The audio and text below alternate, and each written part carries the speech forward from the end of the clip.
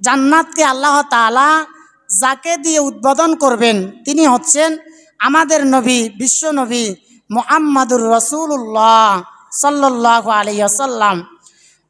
মুসলিম শরীফের বর্ণনা একটি হাদিস এসেছে, হযরত আনাস বিন মালিক রাদিয়াল্লাহু তাআলা আনহু হাদিসটি বর্ণনা করেছেন। তিনি বললেন, বিশ্বনবী সাল্লাল্লাহু আলাইহি ওয়াসাল্লাম বলেছেন, আতি বাবাল জান্নাতি ইয়াউমাল কিয়ামা। নবীজি বললেন, কিয়ামতের দিন আমি জান্নাতের দরজার সামনে আসব। জান্নাতের দরজার সামনে আসার পর আমি ফেরেশতাদেরকে অর্ডার করব, ফাস্তাফতিহ, জান্নাতের দরজা খোলো।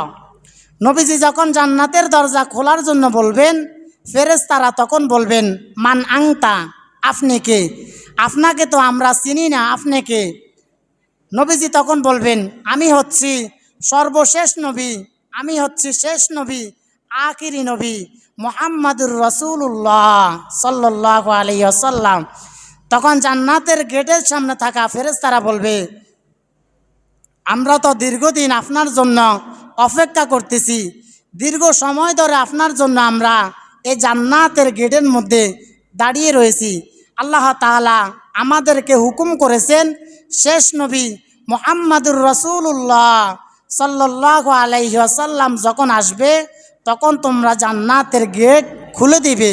শেষ নবী আসার আগে তোমরা জান্নাতের গেট খুলতে পারবে না। নবীজি জান্নাতে প্রবেশ করার পর পৃথিবীতে যত নবী রাসূল এসেছেন সকল নবী রাসূলদের উম্মতের আগে আমাদের নবীর উম্মত অর্থাৎ আমরা জান্নাতে প্রবেশ করব। সুবহানাল্লাহ। আমরা যখন জান্নাতে প্রবেশ করব, ফেরেশতারা তখন মিছিল দিয়ে জান্নাতি বান্দাদেরকে রিসিভ করা শুরু করবেন।